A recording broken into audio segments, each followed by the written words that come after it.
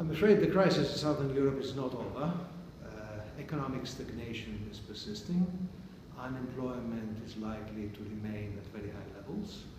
The resistance to reform is very strong in many European countries, and it is even stronger in the context of fiscal policies that are strangulating their economies.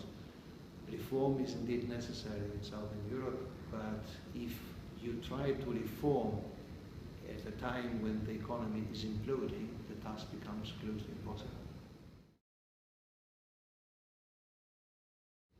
It is interesting that now the laggard that everybody talks about in terms of reform in Europe is France, which means that the crisis now has hit the core of Europe.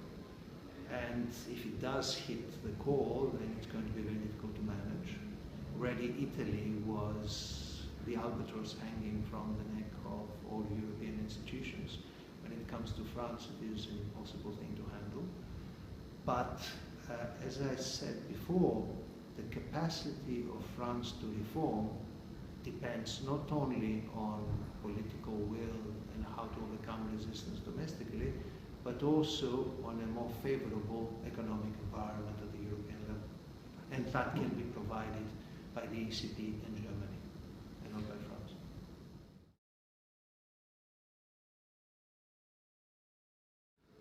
Well, under existing policies and existing institutions, I think the future is rather bleak, it seems to me, because I don't see how we're going to have economic recovery in Europe in the foreseeable future, how we are going to create the jobs that are necessary to deal with the problem of unemployment.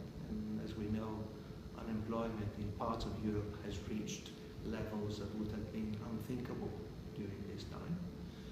And so, unless something changes, Europe is likely to stagnate, remain divided, and introverted.